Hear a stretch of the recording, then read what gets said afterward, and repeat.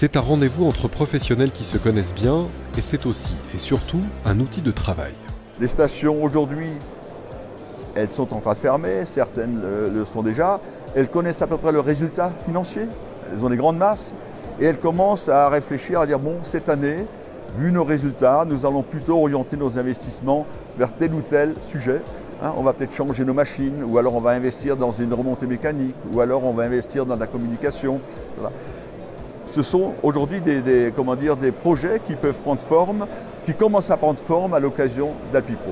Pour nous, fournisseurs, on travaille tous, ou la plupart, la très grande majorité, sur programme de production. C'est-à-dire qu'on est obligé au mois de mars, avril, de lancer nos appros, notre gamme de production et éventuellement la fabrication d'un certain nombre de composants. Alors qu'à cette époque-ci, on a encore très peu de commandes puisque les exploitants n'ont déjà pas tout à fait fait les comptes et ils ne savent pas forcément quel matériel ils vont renouveler. Donc l'importance du salon d'Alpipro, c'est de pouvoir avoir au moins, à défaut d'avoir des commandes, un ressenti sur l'ensemble de la saison et de savoir si je lance une grosse production, une petite, sur quel type de produit plutôt va s'orienter le marché. Donc c'est très important pour nous d'arriver à anticiper.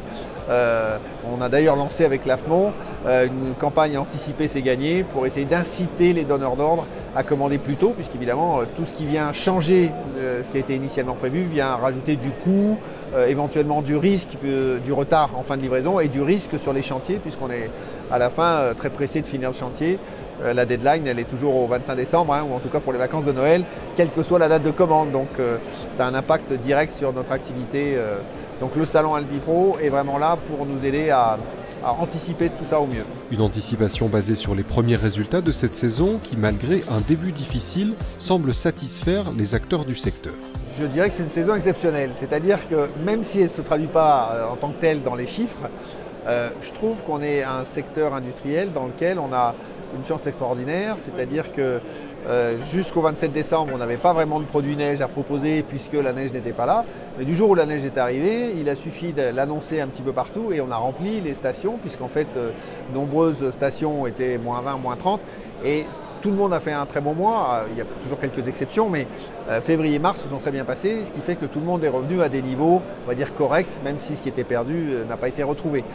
Ce qui veut dire quoi? Ce qui veut dire que les fondamentaux sont très bons, c'est-à-dire que la clientèle est là, et elle est prête à venir, et elle a les moyens de venir. C'est-à-dire que je ne connais pas beaucoup de secteurs d'activité où quand le produit est prêt, il suffit de le clamer et les gens viennent.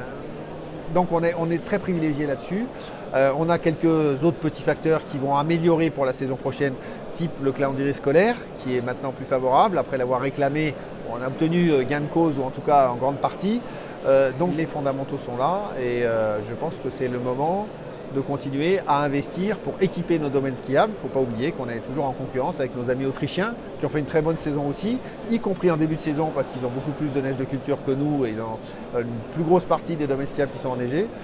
Donc on est encore derrière aujourd'hui et on a un peu de retard à rattraper par rapport à eux aujourd'hui. Eux continuent d'investir 500 millions d'euros par an sur leur domaine skiable quand nous on investit 300 millions pour un nombre de journées skieurs à peu près équivalent. Alpipro permet donc aux professionnels de rappeler la nécessité d'investir dans un marché très concurrentiel, mais aussi de mener des réflexions sur des sujets qui impacteront forcément la montagne et son économie à travers les assises nationales qui se tiennent au cœur du salon. J'ai retenu cette année la transition énergétique des stations de ski, c'est un sujet extrêmement important. L'énergie en station, c'est le deuxième poste de dépense. Donc un sujet comme la transition énergétique ou l'optimisation énergétique des stations, c'est capital. Je veux dire, c'est demain, on ne pourra pas aller contre ça. Donc aujourd'hui, le fait d'offrir la possibilité aux exploitants de rencontrer les spécialistes de ce domaine-là, d'avoir des retours d'expérience pour des stations qui ont déjà, elles, fait le pas, franchi le pas et investi, effectivement, c'est très très intéressant et je dirais presque incontournable.